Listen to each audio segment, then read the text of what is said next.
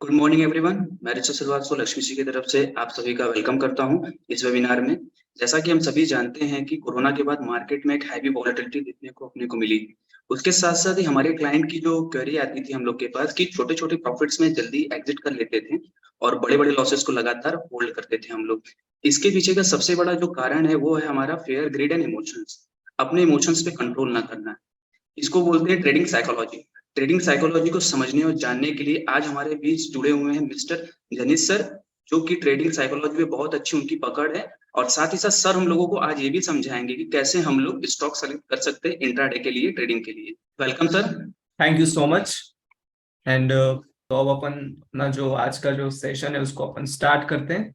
So I hope first of all thank you so much for joining this one of the wonderful session of how to select stocks for intraday trading plus psychology of the trading. ठीक है ना। तो आज का जो session रहेगा उसमें आज अपन बहुत, और मैं बोलता हूँ कि ट्रेडिंग का सबसे one of the most important topic अपन मान के चल सकते हैं। सर हम ट्रेडिंग तो करते हैं बट हमको ये समझ में नहीं आता है कौन सा स्टॉक को इंट्राडे के लिए हम सेलेक्ट करें। ठीक है।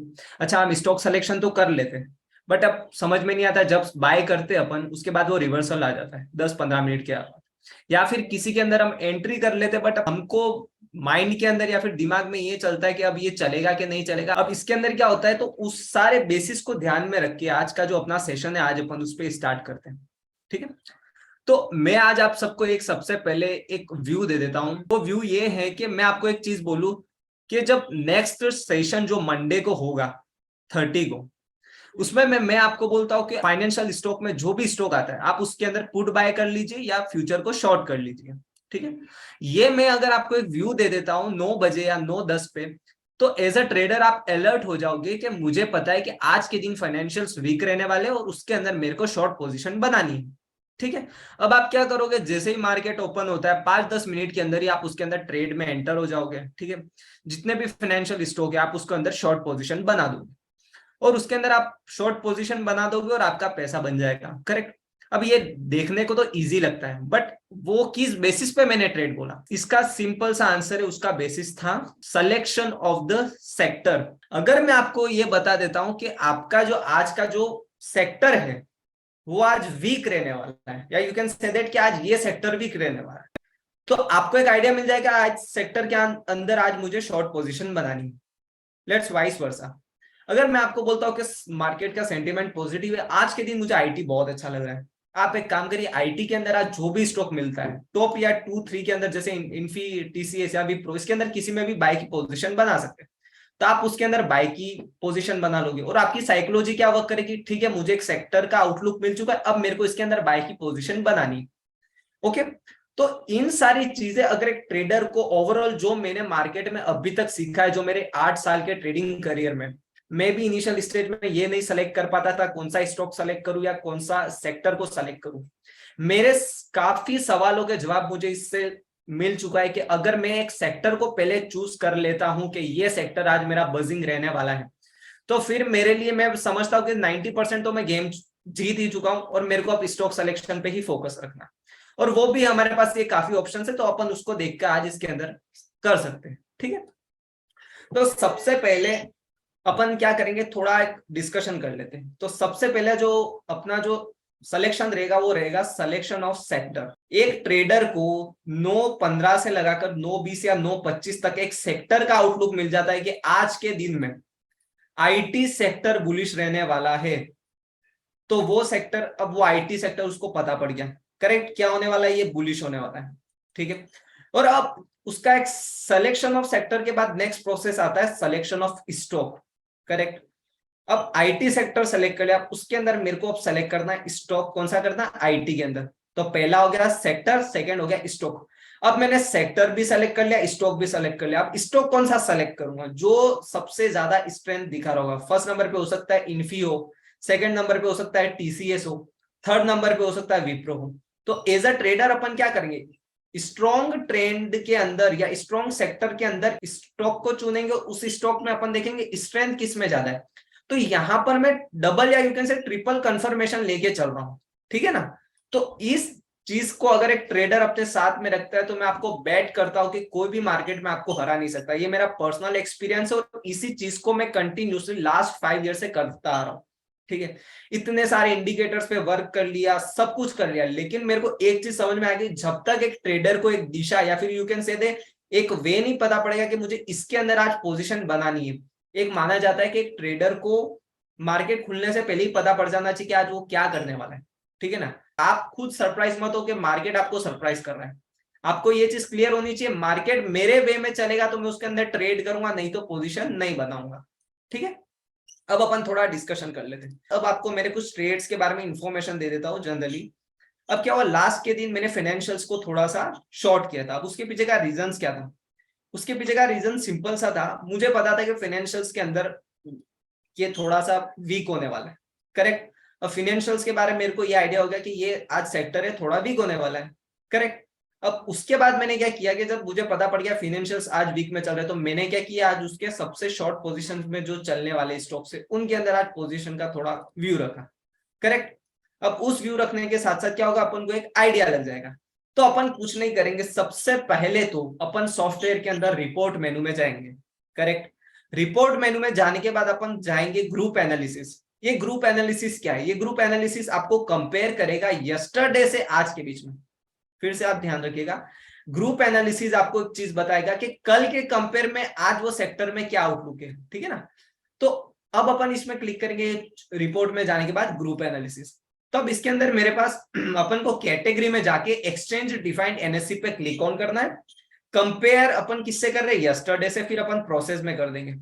तो ये प्रोसेस करने के बाद आपके सामने इतने सारे सेक्टर्स आ जाएंगे, जस्ट लाइक आपकी स्क्रीन पे दिख रहा होगा Nifty 50, bank Nifty, CPSC, Nifty 100, dividend सारे। अपना मेन फोकस किस पे रहेगा? अपना मेन फोकस रहेगा, मैंने आपको इनिशियल स्टेज में ही बोला था, या तो हम सेंटीमेंट अगर अपना पॉजिटिव हुआ, करेक्ट, सेंटीमेंट अगर मेरा पॉजिटिव हुआ तो मैं सेक्टर कौन सा लूंगा? जो पॉजिटिव होगा। करेक्ट, अब अगर मेरा सेंटीमेंट भी पॉजिटिव है, सेक्टर भी पॉजिटिव है, तो मैं स्टॉक कौन सा लूंगा? जो सबसे ज्यादा स्ट्रॉन्गर होगा। अगर ये ट्रिपल कंफर्मेशन से अगर मैं कोई ट्रेड पकड़ता हूं तो उसके अंदर मेरे जो सक्सेस रेशियो है वो 100% हो जाता है। मैं फिर से बोल रहा हूं, 100% आपका सक्सेस रेशियो हो जाता है।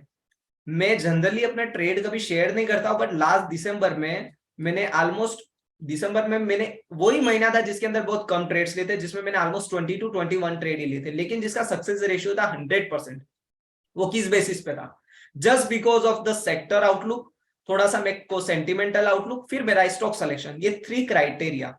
अब आज क्या हुआ, फ्राइडे के मार्केट का अपन थोड़ा डिस्कशन कर लेते कि क्या हुआ। फ्राइडे के मार्केट में थर्सडे को ही आपको पता पड़ गया था कि फाइनेंशियल्स थोड़े वीक हो रहे, अडानी की कुछ रिपोर्ट्स आ रही है, कुछ नॉइसेज आ रहे कि समहाउ उसको ओवर वैल्यूएशन माना जा रहा है। ठीक है, अब उसके अंदर बैंकिंग सेक्टर में क्यों इतना रोबस्ट इफेक्ट आ रहा है? इसलिए आ रहा है क्योंकि बैंक्स ने ऑलमोस्ट उसको लोन दिए हुए 70 से 80 हजार करोड़ का। अगर अडानी को अगर किसी बैंक्स ने, स्पेशली पब्लिक सेक्टर बैंक्स ने उसको लोन दिए, तो स्पेशली उसके अंदर भी एक क्वेश्चन मार्क चलता है कि क्या पता अगर सच में ओवर वैल्यू को स्टॉक चल रहा है तो बैंक हो सकता है जिन्होंने उसको पैसे दिए कहीं ओवर डिफॉल्ट तो नहीं हो जाए। ठीक है, या फिर अडानी ने क्या किया, कुछ ऐसे स्टॉक्स को भी प्लेस किया। आपको ध्यान में होगा कि अंबुजा सीमेंट, एसीसी, ठीक है, अडानी ट्रांसमिशन, कुछ ऐसे स्टॉक्स थे जिसने अडानी ने उसको प्लेस किया हुआ है, मतलब उसने गिरवी रखे हुए बैंक के पास कि लेट सपोज अगर मैं कुछ महीने में अगर इसको नहीं रिपे कर पाता हूँ या इंटरेस्ट नहीं पे करता हूँ तो आप इन सबको बेच सकते हो ओपन मार्केट के अंदर। करेक्ट, सिंपल सा लॉजिक। तो उसका रेप्लिका आया अपने बैंकिंग सेक्टर में।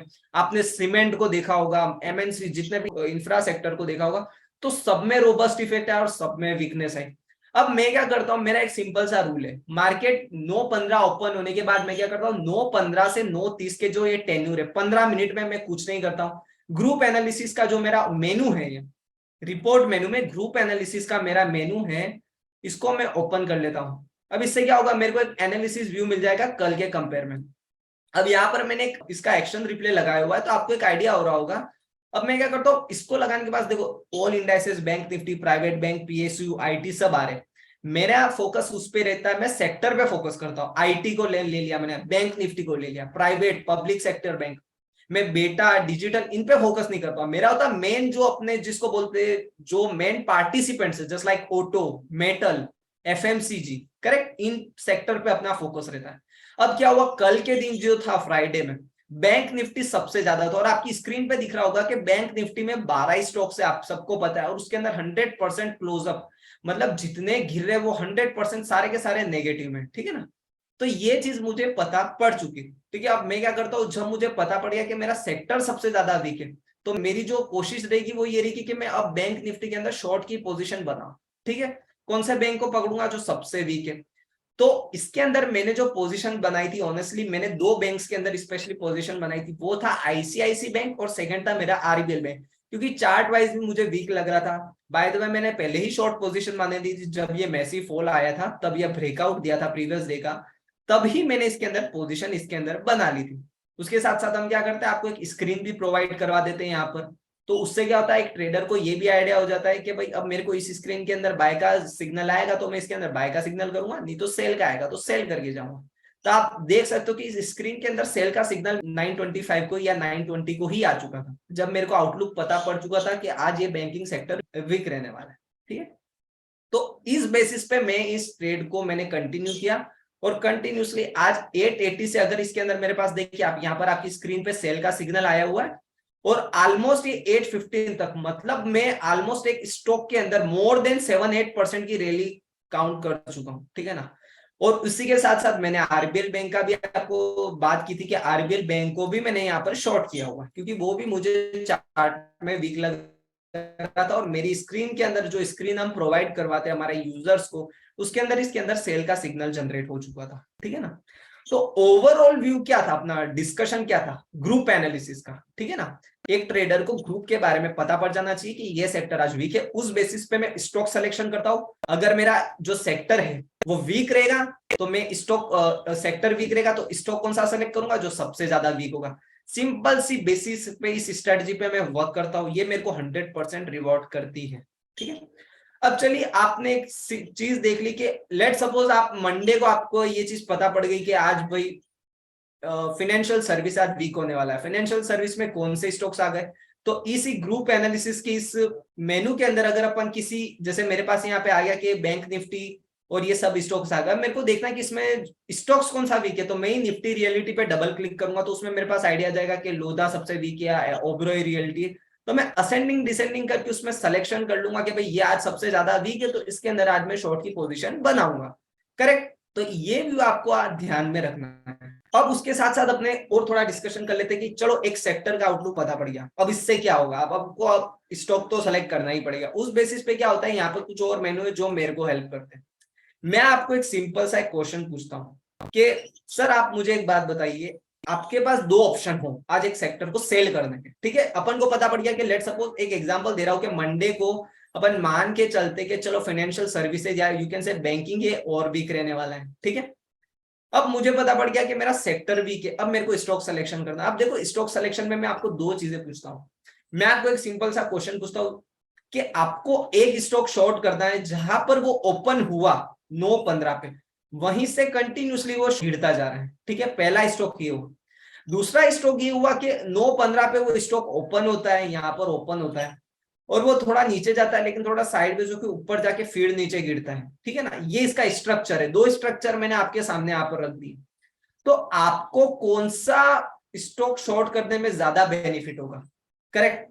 तो इसका सिंपल सा आंसर है कि भाई जो स्टॉक जहां पर ओपन हुआ वहीं से कंटिन्यूसली गिरता जा रहा है, मैं डेफिनेटली उसके अंदर पोजीशन बनाऊंगा। जो साइडवेज हो रहा है या फिर यू कैन से दैट थोड़ा जिसके अंदर इंटेंसिटी लो है गिरने की, उसको मैं क्या करूंगा, इग्नोर करूंगा, ठीक है ना। तो मैं क्या करूंगा, उस स्टॉक को टारगेट करूंगा जिसका open is equal to high होगा, करेक्ट। ये मेरी सिंपल सी स्ट्रेटजी होगी। अगर इसका वाइस वर्सा अपन डिस्कस कर लेते, लेट सपोज मैं बोलता हूं कि सर आप निफ्टी आईटी, और मैं स्पेशली बताता हूं निफ्टी मेटल, जो लास्ट आई थिंक 1 वीक से आप देखोगे, 1.5 वीक से, या यू कैन से 10-15 दिन से जो निफ्टी मेटल और आईटी की रैली थी उसको भी हमने रन की। जेएसडब्ल्यू सेल 87-85 से हमने उसके अंदर बाइंग की पोजीशन बनाई थी, वो भी मैं आपको बता देता हूँ। अगर मैं आपको बोलता हूँ कि निफ्टी मेटल और आईटी के अंदर आज बाई की पोजीशन बनानी है, करेक्ट। आईटी को लेट सपोज मैं एग्जांपल लेता हूँ। अब उसके अंदर आपके पास दो चॉइस है। आईटी के अंदर जो टीसीएस होता है, जहां से ओपन होता है वहीं से वो बढ़ने लग जाता है, which means buyer initial stage में ही उसके अंदर एंटर हो गए। सेकंड पे विप्रो आता है। विप्रो की बात ये है कि विप्रो क्या हुआ, ओपन तो हुआ लेकिन उसके बाद क्या हुआ, थोड़ा साइडवेज होके फिर बढ़ रहा है। तो एक ट्रेडर क्या करेगा, जहां पर उसका ओपन हुआ वहीं पे अगर उसका लो हुआ तो उसको बाय करके अपन डेफिनेटली जाएंगे, तो ये ज्यादा अपन को रिवॉर्डिंग होगा, करेक्ट ना। तो सिंपल सा रूल है। अब मैं क्या करूंगा, ये चीज अब मेरे को सेंटीमेंट प्लस सेक्टर आउटलुक अगर एक ट्रेडर को पता पड़ गई, अब तो अपने हाथ में 90% गेम है, बस अपने को स्टॉक सिलेक्शन करना है। उसके लिए मैं क्या करता हूँ, रिपोर्ट मेनू में जाता हूँ। अगेन रिपोर्ट मेनू में जाने के बाद मैं जाता हूँ NSC derivative open interest report में। इस रिपोर्ट में जाने से मेरे को डेरिवेटिव का आउटलुक मिलेगा। डेफिनेटली आप इसको कैश में भी यूज कर सकते हो, या फिर आप ऑप्शन या पुट में या कॉल में किसी में भी आप यूज करना चाहो उसका कर सकते हो, लेकिन अपन इसको फ्यूचर में देखेंगे, ठीक है। जनरली मैं फ्यूचर में वर्क करता हूँ। तो मेरे पास स्क्रिप्ट तो सारी सेलेक्टेड है, करेक्ट। एक्सपायरी में किस पे कर रहा हूँ, फर्स्ट पे, बाय डिफॉल्ट में ले लूंगा। तो फर्स्ट जो करंट होगी, जस्ट लाइक अभी जनवरी की, फेब्रुअरी की है, तो उसको ये बाय डिफॉल्ट सेलेक्ट कर लेगा, करेक्ट। अपन कर रहे फ्यूचर पे फोकस, ठीक है। अब मेरे को क्या करना है, फ्यूचर ले लिया, स्क्रिप्ट सारी ले ली, अब मेरे को मेरा सेंटिमेंटल प्ले आउट करना है। सेंटिमेंटल प्ले आउट, जैसे अगर मेरा सेक्टर मैंने सेलेक्ट कर लिया पॉजिटिव है, सॉरी नेगेटिव है, मैंने क्या किया, मेरे को पता है सेंटीमेंट क्या, मेरा वीक चल रहा है, करेक्ट। सेंटीमेंट क्या हो गया मेरा, वीक, डब्ल्यू फॉर वीक। अब मैं क्या करूंगा, सेक्टर सिलेक्शन करूंगा, सेक्टर भी मेरा क्या होना चाहिए, वीक, करेक्ट। अब मैं कौन से स्टॉक को सेलेक्ट करूंगा, जो सबसे ज्यादा वीक हो, करेक्ट, या फिर उसका ओपन इजगल टू हाई हो। इससे मुझे बेनिफिट ये मिलेगा कि मेरा, देखो ओपन इजगल टू हाई का सबसे बड़ा बेनिफिट, और इस स्ट्रेटजी को मैं 100% यूटिलाइज इसलिए करता हूं क्योंकि आप मानोगे नहीं, अगर मैंने आपको एग्जांपल के रूप में देता हूं, मैं स्टॉक को, किसी स्टॉक को, जैसे मैं आपने आईसीआईसी बैंक देखा, ओपन होते ही कंटिन्यूसली ड्रेस्टिकली वो गिरा। मैं क्या करता हूँ, इसके अंदर अगर मेरी एंट्री अगर आईसीआईसी बैंक में अर्ली स्टेज पे हो जाती है, तो मेरा एसएल होता है सिर्फ 2 रुपए या 3 रुपए का रहता है। जो उसका ओपन इजकल टू हाई रहता है ना, उसकी जो लास्ट कैंडल होती है उसका मेरा एसएल होता है। तो मेरा जो 2-3 रुपए का एसएल होता है, बट अगर आप मेरा रिवॉर्ड देखोगे ना, तो हो जाता है ऑलमोस्ट 15 रुपए, 20 रुपए। और आप लास्ट अभी 2 दिन से देख लीजिए, आप जो स्ट्रक्चर है मार्केट का वो काफी वीक है, ठीक है। तो मैंने आपको बताया कि अपन एक्सपायरी फर्स्ट को सेलेक्ट करें, फ्यूचर को सेलेक्ट करें। अब अपने पास कुछ फिल्टर्स दे हुए, और ये मेरे one of the favourite filters है, मैं इसी पे ही काम करता हूँ honestly. Price up open interest up, मतलब लॉन्ग बिल्डअप हो रहा है। Price up open interest down, short covering हो रही है, ठीक है। और price down open interest up, short buildup हो रहा है। Price down open interest down, मतलब लॉन्ग अनवाइंडिंग हो रही है। मतलब ये हो गया। अब अपन थोड़ा इस पे से और डिस्कशन कर लेते हैं। देखिए, आप सबको पता होगा कि पहला जो फिल्टर बता रहा है अपन को चीज, वो क्या बात बता रही है कि कोई स्टॉक का प्राइस है या फ्यूचर है वो ऊपर जा रहा है, और उसके अंदर ओपन इंटरेस्ट भी बढ़ रहा है। मतलब मेरा अगर पी प्राइस ऊपर जा रहा है और ओआई भी ऊपर बढ़ रहा है, मतलब ये मैं मान के चल सकता हूं कि इसके अंदर ज्यादा से ज्यादा लॉन्ग इसके अंदर एड हो रहे हैं। तो मैं उसको क्या बोल सकता हूँ, लॉन्ग बिल्डअप। मतलब अगर मैं यहाँ बाइंग करके जा सकता हूँ, करेक्ट। सेकेंड जो था वो था प्राइस ऊपर जा रहा है, मेरा प्राइस है वो ऊपर जा रहा है, करेक्ट। और ओपन इंटरेस्ट है वो नीचे जा रहा है, जो मेरा ओआई है वो मेरा नीचे जा रहा है, ठीक है। तो इससे क्या होगा, ये मेरे को आउटलुक मिल जाएगा कि प्राइस तो ऊपर जा रहा है और ओआई जा रहा है। मतलब जिन लोगों ने एक प्राइस को ऊपर की तरफ शॉर्ट किया हुआ है, यहां पर किसी ने शॉर्ट किया हुआ है फ्यूचर में, अब क्या कर रहे हैं, मार्केट अगेंस्ट में जा रहा है। अब क्या हो रहा है, वो शॉर्ट अपनी पोजीशन को वो कवर कर रहे हैं। तो इससे क्या होती है, एक रैली जनरेट होती है, ठीक है। तो इसको बोलते हैं अपन शॉर्ट कवरिंग। और स्पेशली आपने एक चीज नोटिस की होगी कि ये आपने सबने रियलाइज किया होगा कि स्पेशली निफ्टी या बैंक निफ्टी में स्पेशली कभी कभी ऐसे वाइल्ड मूवमेंट आ जाते हैं कि जो 10 रुपए की कॉल होती है वो एंड ऑफ द डे में आपको दिखेगी कि वो 250 रुपए 300 रुपए हो गए, ठीक है ना। वो किस बेसिस पे होती है, उसका बेसिस सिंपल सा होता है कि जिन्होंने कभी शॉर्ट पोजिशन बनाई होती है किसी प्राइस पे और मार्केट उसके अगेंस्ट में जाता है, तो क्या होता है, वो अपनी पोजीशन काट लेते हैं। और स्टॉप लॉस होते हैं वो हंटिंग होती है, मतलब स्टॉप लॉस क्या होते हैं, ट्रिगर होते हैं। तो उससे मैसिव बार्स बनते हैं, करेक्ट। तो ये चीज आज अपन ने दो चीज को देखा। तीसरी सिचुएशन अपने पास क्या आ रही है, यहाँ पर प्राइस जो है मेरा वो डाउन जा रहा है, करेक्ट। प्राइस है मेरा डाउन जा रहा है। ओपन इंटरेस्ट है वो भी मेरा डाउन जा रहा है, करेक्ट। ओपन इंटरेस्ट है वो भी मेरा डाउन जा रहा है। इसका मतलब ये हुआ कि ऊपर की प्राइस, मतलब जहां से ओपन हुआ, या फिर यू कैन से दैट एक प्राइस एक्शन नीचे जा रहा है, ओआई ये मेरा ऊपर जा रहा है, शॉर्ट बिल्डअप हो रहा है, करेक्ट। शॉर्ट बिल्डअप हो रहा है, मतलब क्या हो रहा है कि जहां पर ओपन हुआ और मेरा OI वहां पर बढ़ रहा है, मतलब जहां से कोई प्राइस ओपन हुई और उसका प्राइस एक्शन नीचे आ रहा है, मतलब वहां पर लॉन्ग बिल्डअप होते जा रहे हैं, मतलब वहां पर जो ओपन इंटरेस्ट बढ़ रहा है, मतलब शॉर्ट की पोजीशन यहाँ पर बनते जा रही है। जैसा कि आपको बता दूं, अडानी के अंदर, ICICI बैंक के अंदर, एक्सिस बैंक के अंदर, ये वो सारे बैंक है जिसके अंदर शॉर्ट पोजीशन कंटिन्यूसली बनती जा रही है। ठीक है, चौथी कंडीशन अपनी क्या हो सकती है? चौथी कंडीशन हो सकती है कि प्राइस है वो नीचे जा रहा है मेरा, करेक्ट, और मेरा जो ओपन इंटरेस्ट है उसके साथ में वो भी मेरा नीचे जा रहा है। ठीक है ना, मतलब लॉन्ग अनवाइंडिंग हो।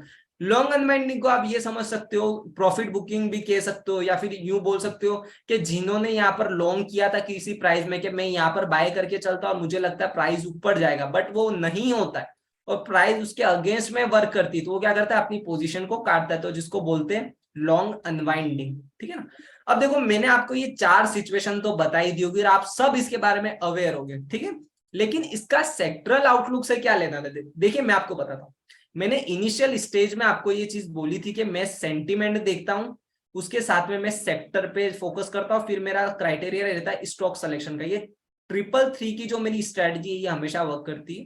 ठीक है, अब देखो मैंने सब देख लिया, अब मैं क्या करूंगा, अब मेरे को आपको मैं व्यू दे देता हूं कि अगर कोई सेक्टर नेगेटिव है, एक कॉमन सेंस की बात है, अगर कोई सेक्टर है वो नेगेटिव है तो मैं क्या करूंगा, मेरा जो इन 4 फिल्टर है उसके अंदर से मेरा फोकस किस पे हो जाएगा? 2 पे। क्यों 2 पे होगा? क्योंकि आज का जो मेरा माइंडसेट है वो क्या है? शॉर्ट का माइंडसेट है। अगर मेरा शॉर्ट का माइंडसेट है तो मेरा फोकस क्या रहेगा कि मेरी प्राइस है वो नीचे जानी चाहिए, which means price up, open interest up, long buildup, price up, open interest down, short covering, इन दोनों मेनू को मैं क्या कर दूंगा? इग्नोर कर दूंगा। करेक्ट, अब मेरे पास 2 मेनू आ जाते हैं, कौन से आते हैं? प्राइस डाउन और ओपन इंटरेस्ट अप, मतलब शॉर्ट बिल्डअप हो गया, और प्राइस डाउन मेरा और open interest down, which means long unwinding. अब ये 2 मेरे पास फिल्टर आ जाते हैं। अब इन दोनों में से मैं कौन सा सेलेक्ट करता हूं? देखिए आप एक चीज नोटिस करोगे, धीरे धीरे अपना जो सिलेक्शन ऑफ स्टॉक्स हो रहा है वो धीरे धीरे स्मॉल होता जा रहा है और वो बहुत आपको बेनिफिट करेगा। देखो कैसे, अब मेरे पास ये 2 मेनू आ गए, वीक आ गए। देखो प्राइस डाउन में कितने स्टॉक आ गए? Apollo hospital, Astral, Bharti, Concor, Coromandel, Dabur, doctor Reddy, Federal. Correct, और ये था सारे शॉर्ट बिल्डअप के। अब लॉन्ग अनवाइंडिंग के कौन से थे? अतुल, बाय द वे अतुल के अंदर मेरी शॉर्ट पोजीशन कब से मैंने बनाई हुई है, ठीक है ना, तो एक डिस्क्लेमर है। बजाज ऑटो, ब्रिटानिया, ये सारे अपने शॉर्ट के अंदर दिखा रहे। अब ये चीज तो मुझे पता पड़ गई कि आज के दिन मेरे को हो सकता है ये जो 2 मेनू है इन फिल्टर के अंदर ही किसी स्टॉक्स के अंदर बाय करती है, और वो कौन सा होगा? मेरा सेक्टरल बेसिस पे। करेक्ट, अब मैं क्या कर सकता हूँ, इसके अंदर एक और फिल्टर मार सकता हूँ। कौन सा फिल्टर मार सकता हूँ? Open is equal to high का। व्हाट इट सजेस्ट कि जहां से कोई स्टॉक ओपन हुआ है वो कंटिन्यूसली ड्रेस्टिकली गिरता जा रहा है, तो मेरे यहां पर एक अच्छा सा, ये मेरे को बहुत हेल्प करता है, बेनिफिट करता है। यहां पर आया हुआ है open is equal to high. अब देखो इसके अंदर आपके सामने स्टॉक्स यहाँ पे आता है, ये कॉनकोर हो गया, मैकडोवल हो गया, ठीक है ना। तो ये चीज आपको क्या सजेस्ट करेगी कि जहां से कोई स्टॉक ओपन हुआ वहीं से वो कंटिन्यूसली नीचे गिरता जा रहा है। करेक्ट, अब आपको उसी के अंदर पोजीशन बनानी है। लेट सपोज आपके अंदर अगर कोई स्टॉक है, सेंटीमेंट अगर एक ट्रेडर को पता पड़ गया, एक सेक्टर उसको पता पड़ गया कि भाई आज जो सेंटीमेंट है वो वीक है, सेक्टर है मेरा जो वो है वीक है। अब मैं क्या करूंगा, मेरे को 2 ऑप्शंस में काम करना है। अब मेरे को सेक्टर पता पड़ गया, आज के दिन बैंकिंग रहने वाला है। करेक्ट, बैंकिंग के अंदर अब मेरे को पता पड़ गया इन 2 फिल्टर के अंदर काम करना है, प्राइस डाउन, ठीक है ना। अब उसके अंदर मैं किस पे फोकस करूंगा? जो मेरा बैंकिंग का दिखेगा, मेरे को यहाँ पे फार्मा का भी दिख जाएगा, मेरे को यहाँ पर आप देखोगे IT का भी दिख जाएगा, ऑटो का भी दिख जाएगा, लेकिन मेरा फोकस किस पे रहेगा? मेरा फोकस रहेगा बैंकिंग का। उस बैंकिंग स्टॉक को मैं टारगेट करूंगा जिसका ओपन इजिकल टू हाई हो। क्यों टारगेट करूंगा? क्योंकि मेरा सेंटीमेंट भी वीक है, मेरा सेक्टर भी वीक है, और मेरे को सिर्फ स्टॉक सिलेक्शन करना है। अब स्टॉक सिलेक्शन में बैंकिंग में बहुत सारे हो सकते हैं, ICICI हो सकता है, एक्सिस हो सकता है, कोटक हो सकता है। उसके अंदर भी अपन सेलेक्ट किसको करेंगे? जिसका ओपन इजिकल टू हाई हो। क्यों करेंगे? क्योंकि अपना एक सिंपल सा लॉजिक है, जहां से वो ओपन हुआ है वहीं से वो कंटिन्यूसली गिरता जा रहा है। ठीक है ना, इस बेसिस पे अपन इसको करेंगे। ठीक है, मैं आपके कुछ भी क्वेश्चंस होंगे मैं उसका डेफिनेटली उसको आंसर्स दूंगा। ठीक है ना, तो अपन थोड़ा इसको थोड़ा और डिस्कशन कर लेते। ये तो था हमारा स्टॉक सिलेक्शन, सेक्टर सेलेक्टर कैसे किया अपन ने, सेंटिमेंटल पे थोड़ा डिस्कस किया। ठीक है, उसके साथ साथ मैं आज आपको थोड़ी कुछ और बातें बताना चाहता हूँ कि इसके अंदर प्रोबेबिलिटी क्या हो सकती है। देखो ये चीज हो सकती है कि आप क्या कर सकते हो, लेट सपोज अगर मैं किसी सेक्टर को मेरे का आउटलुक मिल गया, मेरे को पता पड़ गया कि मंडे के दिन आज बैंक निफ्टी शॉर्ट होने वाली, तो मैं क्या कर सकता हूँ इस ऑप्शंस के द्वारा, जैसे रिपोर्ट में मैंने आपको बताया ग्रुप एनालिसिस में आपको यहाँ पर आ गया कि सबसे वीक कौन सा, असेंडिंग डिसेंडिंग पे आपको क्लिक करना है। जैसे आपको मिल गया कि भाई बैंक निफ्टी में सबसे 100% ऊपर रहने वाले हैं, उसमें भी सबसे स्ट्रॉन्ग कौन है, तो अपन उसको टारगेट करेंगे, ठीक है ना। अब जैसे मेरे को पता पड़ गया बैंक बड़ौदा सबसे ऊपर रहने वाला है, तो मैं बैंक बड़ौदा को टारगेट करूंगा, ठीक है ना। बट मेरे को क्या करना है, ये सारी चीजें पता होने के बाद मेरे को अब सिलेक्शन करना है, ठीक है। अब आपके सामने सिचुएशंस क्या हो सकती है, लेट सपोज एक ट्रेडर है आप में से, आपने क्या किया, मंडे को सेलेक्ट कर लिया, करेक्ट। आपने क्या सेलेक्ट कर लिया कि बैंकिंग वीक रहने वाला है, करेक्ट। बैंकिंग वीक होने के बाद आप क्या करोगे, उसके अंदर आपने देख लिया कि भाई आपको ग्रुप एनालिसिस में पता पड़ गया बैंकिंग वीक है, और उसके अंदर आपको पता पड़ गया आईसीआईसी वीक है, ठीक है। अब इसके अंदर प्रोबेबिलिटी क्या हो सकती है, 9-15 में आपको बाय करने के बाद आपको क्या हो सकता है, कोई स्टॉक आपके फेवर में चले, करेक्ट, आपके फेवर में चले, और हो सकता है आफ्टर 10-15 और यू कैन से 11 बजे तक हो सकता है वो स्टॉक साइडवेज हो सकता है, ठीक है। और उसके बाद क्या हो सकता है, दूसरी कंडीशन क्या होती है, आप किसी स्टॉक के अंदर बाय कर रहे हो, ठीक है, और वो साइडवेज होने के बाद गिरना शुरू हो गया है, ठीक है, जिसको बोलते हैं रिवर्सल। तीसरी कंडीशन क्या होती है, आपने किसी के अंदर बाय की पोजीशन बनाई और आपके फेवर में चली और कुछ ही देर बाद वो साइडवेज हो गया और उसके बाद वो ब्लास्ट हो रहा है, तो ये 3 सिचुएशन हो सकती है।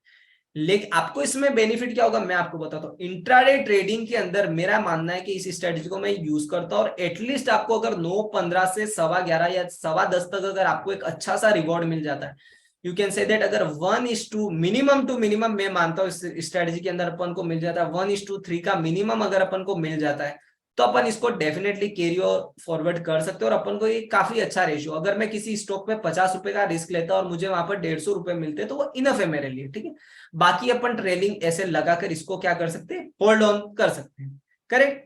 तो ये था मेरा सेक्टरल आउटलुक, और उसके बेसिस पे स्टॉक सिलेक्शन का मेरा पूरा क्राइटेरिया था, ठीक है। अब आपके सामने आप पीछे जो मेरी स्क्रीन आपको दिख रही होगी, ये कुछ नहीं, जस्ट जनरली आरएसआई और एक सुपर ट्रेंड का एक मिक्सचर है, उस बेसिस पे हम ट्रेड लेते हैं। टाइम फ्रेम पीरियड में जनरली इनिशियल स्टेज पे मैं 3 मिनट का यूज करता हूं, ताकि मेरे को एक आइडिया लग सके कि कौन सा स्टॉक में जितनी जल्दी हो सके मेरी उसके अंदर मैं क्या करता हूँ, पोजीशन इसके अंदर मैं बनाता हूँ, ठीक है। तो अब इसके अंदर कोई भी स्टॉक आएगा, आप जैसे कि यहाँ पर बैंक बड़ौदा का सेल आ गया, तो मैं यहाँ से इसको सेल कर रहा हूँ। आप यहाँ देख रहे हो आपकी स्क्रीन पे यहाँ पर एस का साइन आ चुका है, विच मीन्स ये मेरे 3 मिनट का। अच्छा, मैं 3 मिनट का टाइम फ्रेम क्यों ले रहा हूँ, उसके पीछे का रीजन सिंपल सा है। मेरी कोशिश ये रहती है कि मैं जितना बड़ा मूव को गेन कर पाऊं उतना में ज्यादा मेरे को बेनिफिट होगा, ठीक है। Generally as a new trader अपन रिकमेंड नहीं करते, बट क्या अगर आप इन 3 स्ट्रेटजी को यूज करोगे, सेंटीमेंट, उसके बाद आता है अपना सेक्टर प्लस स्टॉक, तो उसमें अगर आप 3 मिनट का टाइम फ्रेम लेके अगर आप काम करोगे आपको डेफिनेटली रिवॉर्ड मिलेगा। जनरली अगर आप एज अ ट्रेडर आपको कुछ पता ही नहीं आप कौन सा स्टॉक ऐसे ही सेलेक्ट कर रहे हो, ठीक है ना, और उसके अंदर आप इसको सेलेक्ट करके जा रहे हो और आप उसके अंदर 1 मिनट या 3 मिनट का टाइम फ्रेम को यूज करते हो, तो वो कोई सेंसलेस है, ठीक है ना, उसमें एसएल होने के चांसेस ज्यादा रहते हैं। तो ये चीज था, आज का जो सेशन था वो इसी बेसिस पे था कि मेरे को सेंटीमेंट पता होना चाहिए, सेक्टर पता होना चाहिए और स्टॉक पता होना चाहिए, ठीक है। इस बेसिस पे अपन ने आज क्या किया, थोड़ा सेशन पे डिस्कशन किया। उसके साथ साथ में थोड़ा साइकोलॉजी में कैसे वर्क करती है। देखो मैं आपको एक चीज बताता हूँ, कभी भी सबसे पहले तो आप अभी जो मार्केट का टेक्सचर चल रहा है, मैं आपको ऑनेस्टली मेरी पर्सनल स्टोरी बताता हूँ। जब मैं इनिशियल स्टेज में मार्केट में आया था तो मैंने अपनी जो सेमेस्टर फी थी 2 मंथ्स की उसको भी मार्केट में डाल दिया, दैट पैसा डबल कर लेते हैं, ठीक है। एक ट्रेड मेरे फेवर में चल गया, मैं इसमें पैसा बना लेता हूँ और मेरे फेवर में चलेगा, ठीक है। बट ऐसा नहीं होता है, कैपिटल प्रिजर्वेशन बहुत ज्यादा इंपॉर्टेंट होती है। अपनी कैपिटल को आप थोड़ा बचा के रखो। लेट सपोज अगर मेरे पास 1 लाख 2 लाख का अगर मेरे पास अमाउंट है, तो कोशिश करो एक ट्रेड के अंदर आप उसका नॉट मोर देन 5%, या यू कैन से अगर मेरे पास 1 लाख कैपिटल है तो मैं उसके अंदर 5,000 से ज्यादा तो देऊंगा ही नहीं। और अगर मेरा रिवॉर्ड रहेगा तो एटलीस्ट अगर मैं 5,000 का रिस्क ले रहा हूं तो मुझे वहां पर 10,000 या 15,000 रुपए तो निकालने ही है। देखिए एक बात हमेशा ध्यान रखिए, मार्केट में पैसा बनता है, आप पैसा इसलिए नहीं बनाते हो। आपके पास रेट में आप एक चीज नोटिस करके देखो, क्योंकि आप स्टॉक गलत सेलेक्ट करते हो, ठीक है ना, सिलेक्शन ऑफ स्टॉक ही आप गलत करते हो, ठीक है। इसलिए मैंने आपको बोला अगर सेक्टर आपको पता पड़ जाए तो आपके दिमाग में देखो 50% तो काम आपका हो गया, फिर आप स्टॉक सेलेक्ट कर लेते हो, 40% काम आपका और हो जाता है। आपको सिर्फ उसमें डिसिप्लिन से उसके अंदर उसको होल्ड करना ही, और बाकी ट्रेड आपके फेवर में डेफिनेटली चलेगा ही चलेगा, ठीक है। अब देखो इस बेसिस पे अपन ने ट्रेड लिया, यहाँ पर मैंने अभी क्या किया, एक्शन रिप्ले का एक हमारा यहाँ पर एक फंक्शन है उसमें क्या होता है, आफ्टर द मार्केट हम इसको यूज कर सकते हैं। तो ये भी थोड़ा आपको रिस्क रिवॉर्ड बता सकता है और आपको थोड़ा हेल्प करता है। यहाँ पे क्या होगा, देखो आप आपके बैंक बड़ौदा का यहाँ पर आपके चार्ट दिख रहा हो, ठीक है, फ्राइडे के दिन ये ओपन हुआ था। आपको एक चीज नोटिस हो रही है, यहाँ पर तो मेरा सेल सिग्नल जनरेट हो ही गया था, बट आपके राइट साइड में अगर आप देख रहे हो मेरी स्क्रीन पे, यहाँ पर 170 की कुछ प्राइस दी हुई है और उस पर 45.2 लाख समथिंग कुछ लिखा हुआ है। गाइस ये क्या चीज है, ये बताती है पुट राइटर को, ठीक है ना। देखो आप एक चीज सोचिए कि अपन ने इस सेक्टर को तो सेलेक्ट कर ही लिया है, बैंकिंग को, मैंने स्टॉक को भी सेलेक्ट कर लिया है, और मुझे मेरे चार्ट एक परफेक्ट सेटअप भी बता रहा है कि मेरे को यहाँ पर सेल करना। उसके साथ साथ देखो मेरे को कौन सी चीज और हेल्प कर रही, वो है मेरा पुट राइटर। मुझे ये जो रेड में जो आपको 45.2 लाख ये बता रहा है कि 45 लाख लोगों यहाँ पर 170 की पुट को शॉर्ट करके बैठे हुए हैं, ठीक है, विच मीन्स मार्केट को ये लेवल होल्ड करना चाहिए। व्हाट अबाउट कि अगर इस मार्केट इस लेवल को होल्ड नहीं करता है, अगर 170 के लेवल को मार्केट अगर होल्ड नहीं करता है, तो हो सकता है मार्केट ड्रेस्टिकली फॉल होना वापस शुरू हो जाए। तो अपन को यह आइडिया भी हो सकता है कि मैं यहाँ पर शॉर्ट करके जाऊं, मेरा एसएल होगा वो जो लास्ट जो मेरा पीवट है 170 150.57 का, ये मेरा एसएल लगाकर मैं इसको होल्ड करता हूँ। और आपके सामने कि अगर मैंने इस बेसिस पे, मेरे क्लाइंट्स ने मेरे को यहाँ पर स्क्रीनशॉट भेजे, उस बेसिस पे ट्रेड लिया और इसने जिसको बोलते हैं एंड ऑफ द डे में 157 पे क्लोजिंग दी, तो आप सोच के जाइए कि मोर देन 5 और 6-7% आप इस ट्रेड से निकाल रहे हैं। किसी भी मैं बैंक की बात कर सकता हूँ, चाहे वो आप आईसीआईसी बैंक हो, आप किसी भी बैंक को पता देख सकते हो। तो अगर मेरे को सेक्टर आउटलुक मिल गया, उस बेसिस पे मेरा स्टॉक सिलेक्शन हो गया, मैंने सिंपल सा एक ट्रेड लिया, ठीक है। तो अपने पास अब एक ट्रेडर के पास क्या है, सेंटीमेंट, सेक्टरल, स्टॉक और उसके साथ एक क्या, एक परफेक्ट सेटअप है। इसके साथ साथ हम आपको आरएसआई और एक सुपर ट्रेंड की एक सबसे वन ऑफ द बेस्ट और प्रूवन स्ट्रेटजी जिसको मैं भी यूज करता हूं, मेरा जनरली इसके अंदर ही ट्रेड होता है। मैं अगर मेरा स्विंग ट्रेडिंग का परसेप्शन होता है तो मैं इसको आवरली और 15 मिनट का मेरा इसके अंदर व्यू रहता है। अगर मैं इंट्राडे बेसिस पे रहता हूं, मैं इसको 3 मिनट के टाइम फ्रेम में इसको मैं यूज करता हूं और मुझे डेफिनेटली वो मुझे रिवॉर्ड करती ही है, ठीक है। तो इस बेसिस पे अपन आज काम करेंगे, ठीक है। अच्छा मैं आपको और 2-3 चीज बता दूं, मैं एज अ ट्रेडर क्या करता हूँ, बहुत एक्सप्लोर करता जाता हूँ, चाहे वो इंडिया के कुछ हेज फंड मैनेजर हो, चाहे वो सौरभ मुखर्जी हो, बसंत महेश्वरी हो गए, या फिर कोई अच्छे ट्रेडर्स हो गए, चाहे आप फॉरेन में आप देख लो, चाहे वो पॉल ट्यूडर जॉन्स हो गए, ठीक है।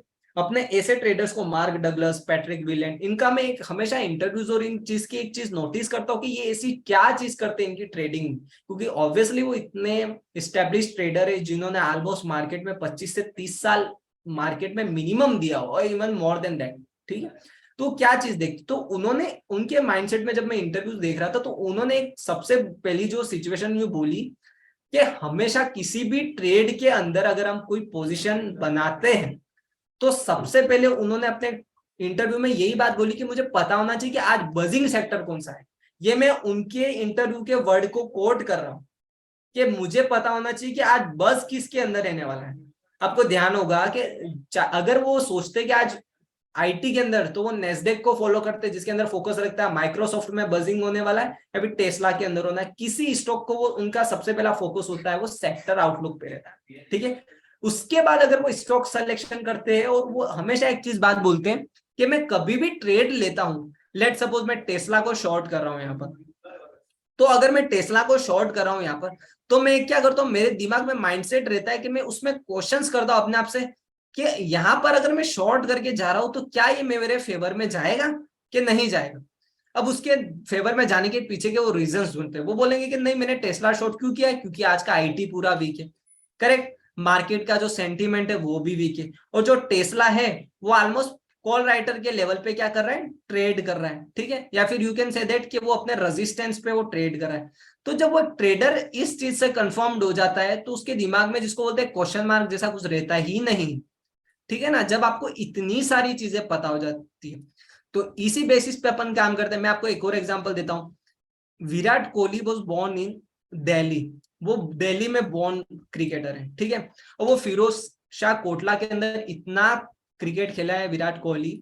अब विराट कोहली में एक सिंपल सा क्वेश्चन आपसे पूछता हूं, अगर इंडिया का मैच हो रहा है, ठीक है, इंडिया का मैच लेट सपोज हो रहा है India versus you can say that Australia, ठीक है, अगर मैच अगर दिल्ली के अंदर हो रहा है, ठीक है, दिल्ली के अंदर अगर मैच हो रहा है, तो अपन एक मान के चल सकते हैं कि सबसे पहला एडवांटेज क्या हो गया इंडिया को, एक तो हो गया होम ग्राउंड का कि भाई इंडिया का क्राउड हो गया। सेकंड क्या एडवांटेज हो गया कि भाई जिस ग्राउंड के अंदर मैच हो रहा है फिरोज शाह कोटला, वहां पर हमारा जो प्राइम बैट्समैन है विराट कोहली वो वहां पर बैटिंग कर रहा है, तो उसके रन बनाने के प्रोबेबिलिटी के जो चांसेस होते हैं वो ज्यादा हो जाते हैं। क्यों हो जाते हैं? क्योंकि उसने बचपन से उस पिच का वो जानता है, उसका पूरा वेदर जाता है, वो जानता है कि कितनी बाउंड्रीज का इसका जो डायमीटर है वो है, उसका रेडियस पता है, उसको पता है उसका स्ट्रोक सिलेक्शन, क्योंकि उसने उस मिट्टी के अंदर खेला हुआ है। उसी बेसिस पे मैं आपको बता देता हूं, अगर आपको सेक्टरल आउटलुक पता है, आपको सेंटीमेंट पता है, उस बेसिस पे आप सेक्टर को जज कर ले, तो उस बेसिस पे आपका स्ट्रोक सिलेक्शन हो जाता है। तो मैं नहीं जानता, आपको आउट ऑफ द सिलेबस कोई क्वेश्चन पूछ ही नहीं सकता मार्केट के अंदर, ठीक है।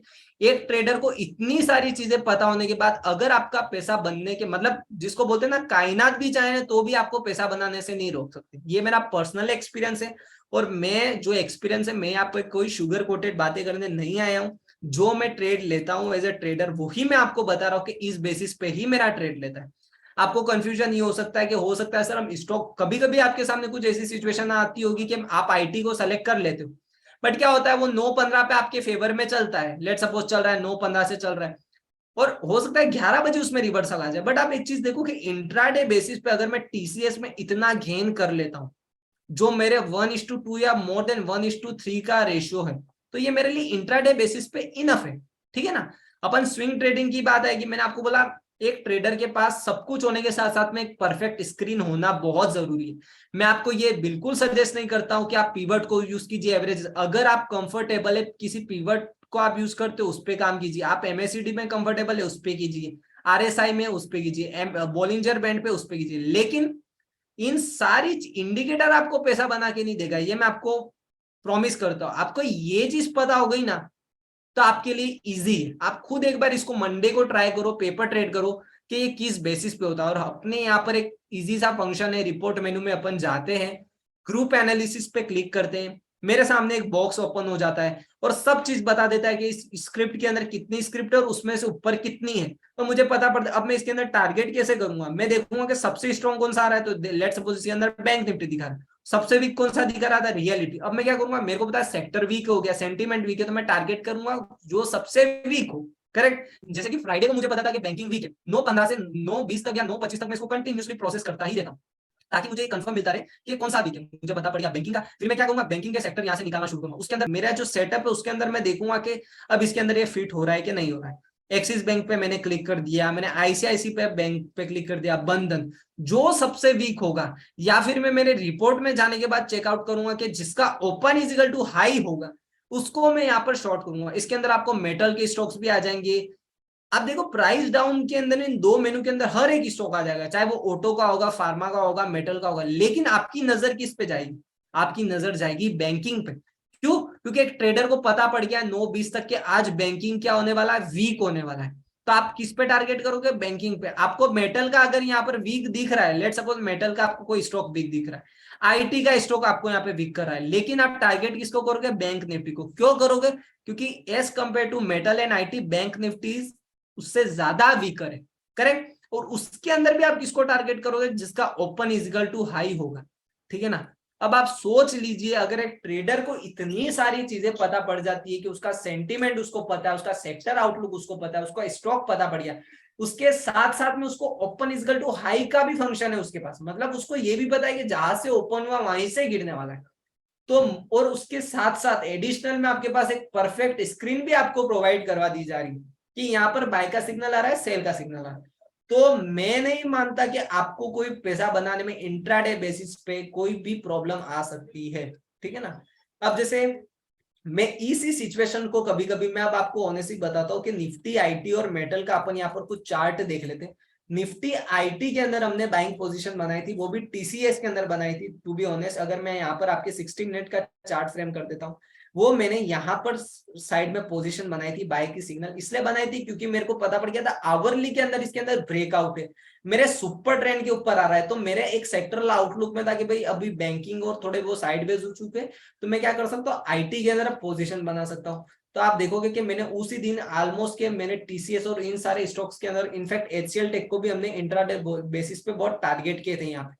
तो हमने दो बेसिस पे किया था, हमने 3300 का यहाँ से कॉल को भी राइड किया था, मंथली कॉल को भी राइड किया था, और हमने फ्यूचर भी लॉन्ग किया, तो काफी अच्छा हमको मोमेंटम मिला था। अभी जो आउटलुक है वो ये चल रहा है कि थोड़ा साइडवेज हो रहा है, ठीक है।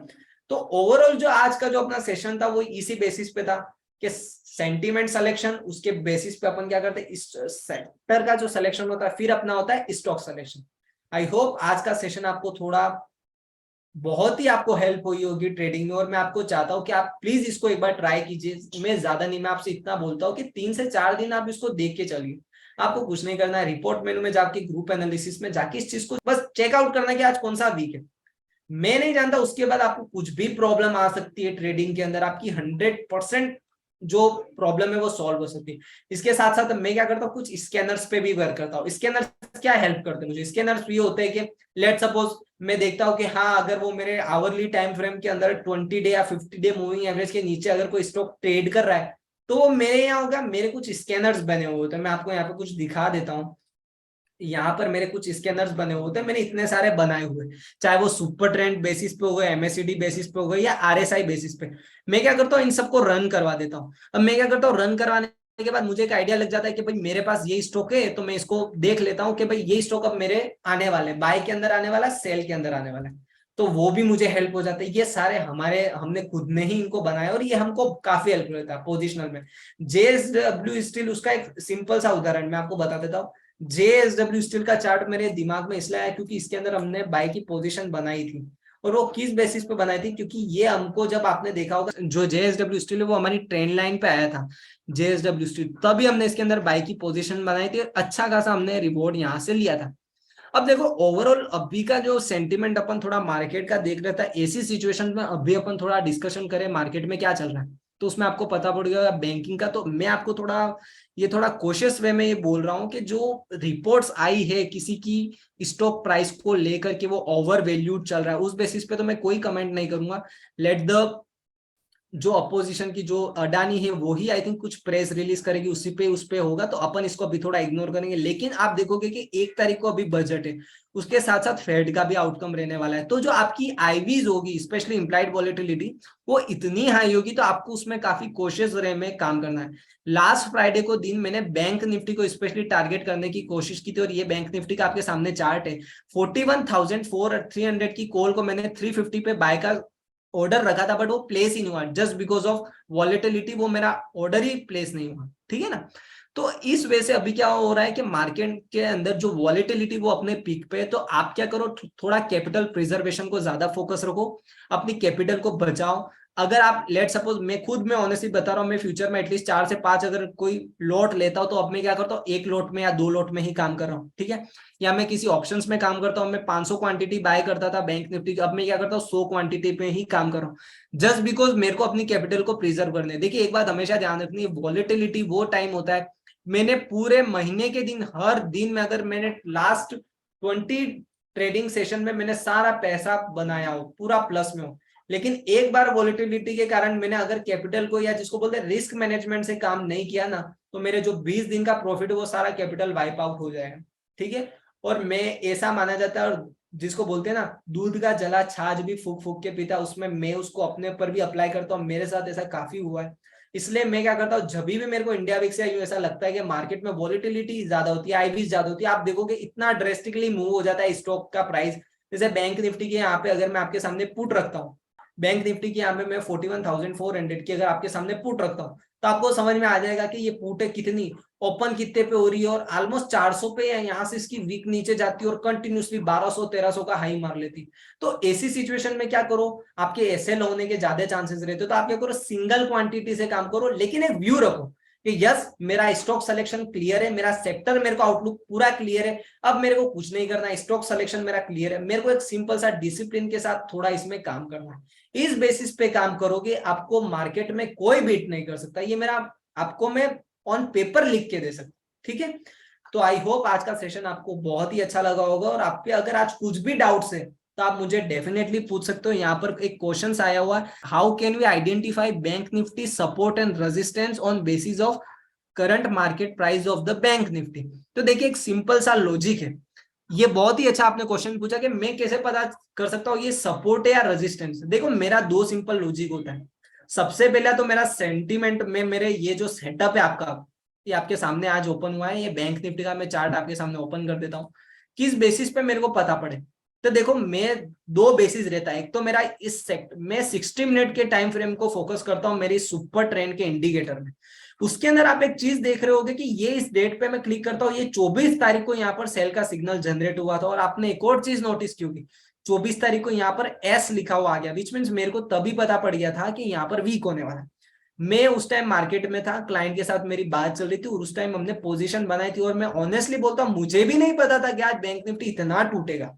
बट मैंने उस टाइम क्या किया था, जब बैंक निफ्टी यहाँ पे कंसोलिडेशन कर रहा था तो मैंने क्या किया था, अपनी जो मैंने एटलीस्ट बैंक निफ्टी में उस टाइम 300 क्वांटिटीज पुट की जो पोजीशन है 42,700 की यहाँ पर शॉर्ट की थी, उसको मैंने होल्ड रखा था और उसके अंदर मैंने प्रॉफिट बुक कर लिया। तो एंड में मेरे को जब ये क्लोजिंग हुआ तो मेरे को ये चीज आइडिया लग गई थी कि मार्केट डेली बेसिस पे अगर आप देखोगे तो कैंडल इतनी नेगेटिव बनी हुई, तो अपन को एक आइडिया लग जाता है एज ए ट्रेडर। तो करंट मार्केट प्राइस में मेरे को बैंक निफ्टी का अगर सपोर्ट एंड रेजिस्टेंस देखना है, तो अगर इस इंडिकेटर को आप यूज करते हो तो आपको इसमें डेफिनेटली, अगर आपके 60 मिनट के टाइम फ्रेम के ऊपर बैंक निफ्टी का चार्ट कंटिन्यूसली राइजिंग है, जैसे कि 18 तारीख से बैंक निफ्टी कंटिन्यूसली बढ़ रहा है, ठीक है, उसके अंदर क्या धीरे धीरे बढ़ रहा है, बट उसके अंदर ऐसी सिचुएशन में क्या हो रहा है, हम पुट बेच के काम चला रहे हैं, ठीक है ना, क्योंकि मूवमेंट इतनी नहीं हो रही। लेकिन अब क्या हुआ, मुझे पता पड़ गया कि 60 मिनट के टाइम फ्रेम में इसने नीचे के अंदर क्लोजिंग दे दी, प्लस इसने जो पुट राइटर्स का जो लेवल था उसके अंदर जो था 42,000 के, उस टाइम की बात कर रहा हूं मैं, उसके नीचे क्लोजिंग दी। अब कॉल राइटर जो करंट सिचुएशन है उसमें 30 लाख का कॉल राइटर और 15 लाख का put writer, which means double, almost double अगर पुट राइटर उसके बेसिस पे खड़ा हुआ है कॉल राइटर, तो मैं ये मान के चल सकता हूं कि मुझे नहीं लगता कि मार्केट इजीली 42,000 के ऊपर जाएगा, ठीक है ना। कौन से बेसिस पे पता पड़ा, एक तो मैं इंडिकेटर को भी थोड़ा फॉलो करता हूँ और मैं आवरली के टाइम फ्रेम को फॉलो करता हूँ इस सेटअप के अंदर, कि मेरा एक मेन सा फोकस होता है कि मेरे को मेरा चार्ट है वो 60 मिनट के टाइम फ्रेम में मेरी कैंडल ऊपर होनी चाहिए, प्लस फिर मेरी एंट्री होती है वो 15 मिनट के बेसिस पे होती है। अगर अब यहाँ देखो कि 24 तारीख को यहाँ पर इसने 15 मिनट के अंदर सेल का सिग्नल आ गया और 60 मिनट के अंदर भी इसने यहाँ पर सेल का सिग्नल दे दिया, मतलब अब मेरा माइंडसेट क्या हो गया कि मेरे को अब शॉर्ट करके जाना है। और आपके सामने रिवॉर्ड है 43,000 से ऑलमोस्ट आज ये बैंक निफ्टी 40,250 पे आ चुका है। तो अगर कोई इतनी बड़ी रैली, क्या आप, मैं आपको सिंपल सा बोलता हूँ, आपके मन में क्वेश्चन आता है कि क्या हम इतनी बड़ी रैली को, क्या इतना बड़े फॉल को अपन कैप्चर कर सकते हैं? 100% कर सकते हो, just because the selection of एक परफेक्ट एक सेक्टर। कभी भी एक बात ध्यान रखिए, अगर आप ऑनेस्टली से अगर आप किसी सेक्टर को सेलेक्ट कर लेते हो तो आपको डरने की जरूरत नहीं। सिंपल सी बात है, अगर मेरे को आवरली टाइम फ्रेम में अगर यहाँ पर सेलिंग का सिग्नल मिल चुका है और उसका फॉलो थ्रू मुझे नेक्स्ट दिन में आ रहा है, तो मुझे क्या डरने की बात है। डेफिनेटली मैं मेरे जो ट्रेड जिसको मैंने शॉर्ट पोजीशन बनाई है, मैं आपको जान के हैरानी होगी, मैं अगर किसी स्टॉक के अंदर या पुट ऑप्शन में स्पेशली, क्योंकि जनरली आजकल क्या होता है ट्रेडर्स को ज्यादा इंटरेस्ट आता है बैंक निफ्टी और निफ्टी में, मैं अगर किसी बैंक निफ्टी की कॉल को या पुट को 250 पे बाय करता हूँ ना, तो आप विश्वास नहीं करोगे, मैं एटलीस्ट उसको 400 तक, 450 तक मैं उसको होल्ड करने की कोशिश रखता हूँ विद मेरा ट्रेलिंग एसएल के साथ में। अब आप मान के चलो कि ऐसा भी पॉसिबल है डेफिनेटली। कुछ ट्रेडर्स क्या होते हैं, आप अपनी साइकोलॉजी को देखिए, 250 पे ट्रेडर बाय करता है, 250 पे उसकी बाइंग प्राइस होती है, 270 पे या 280 पे निकल जाता है। कितना पॉइंट लेके आप जा रहे हो? 30 पॉइंट। 30 पॉइंट क्या होता है? 750 रुपए होते हैं। और आप रिस्क कितना देते हो? 50 पॉइंट का या 60 पॉइंट का। मतलब अगर आप 1000 या 1200 पॉइंट का रिस्क दे रहे हो और 750 रुपए के लिए आपकी एक्सपेक्टेशन है, तो मेरा आपसे ये रिक्वेस्ट है कि आप मार्केट को छोड़ दीजिए सर, क्योंकि ये फिर आपके मार्केट आपको छोड़ने वाला नहीं, क्योंकि ये इमोशनलेस है, इसको कोई पड़ी नहीं यहाँ पर कौन पैसा बना रहा है कौन पैसा नहीं बना रहा है। अपना माइंडसेट क्लियर होना चाहिए, मार्केट मेरे लेवल पे आएगा मैं बाय करूं, ये मेरा लेवल है, डजंट मैटर कोई जी बिजनेस पे कोई क्या बोल रहा है, सीएनबीसी पे कोई क्या बोल रहा है, मैं यहाँ किसी को रॉन्ग और राइट प्रूफ करने नहीं आया। मेरा एक सिंपल सा है, मेरे सेटअप में बाय का सेटअप आएगा, मेरा सेक्टर बैंक निफ्टी पॉजिटिव है, मैं उसके अंदर बाय करके जाऊंगा विथ मेरा लास्ट कैंडल का एसएल। ये मेरी सिंपल सी स्ट्रेटजी होती है, मैं उस पर काम करता हूँ, आज से नहीं पिछले 5 से 7 सालों से मैं काम करते आ रहा हूँ और उसके अंदर ही मेरा पैसा बन रहा है, ठीक है ना।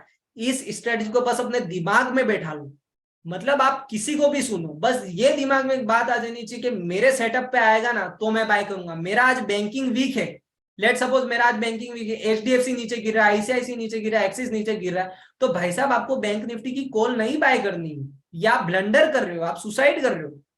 क्योंकि जब अगर जो बैंक निफ्टी को ऊपर ले जाने वाले एचडीएफसी, आईसीआईसी, एक्सिस और एसबीआई जिनका वेटेज है ऑलमोस्ट 70 से 90%, है, अगर वो नीचे जा रहे हो और आप कॉल बाय करके जा रहे हो कि नहीं अब मेरे मार्केट फेवर में जाएगी, फिर आप बाद में रोओगे कि मेरे मार्केट मेरे अकॉर्डिंग काम नहीं करता। वो इसलिए नहीं करता है क्योंकि आप सेक्टर जो होते हैं वो सेलेक्ट तो कर लेते हो, लेकिन उसको स्टॉक्स को भी देखा करो उसके अंदर वेटेज का क्या वैल्यू है, ठीक है ना। सपोर्ट की बात की तो ये सेटअप आपको हम इजीली प्रोवाइड करवा देंगे। 60 मिनट के टाइम फ्रेम को फोकस करना है स्विंग ट्रेडिंग में, 15 मिनट में आपकी एंट्री लेनी है। इंट्राडे बेसिस पे आपको 60 मिनट के टाइम फ्रेम को तो आपको एक आउटलुक मिल जाएगा, सेक्टर आपको पता पड़ जाएगा। 3 मिनट के अंदर आपको इस बेसिस पे शॉर्ट करके जाना है।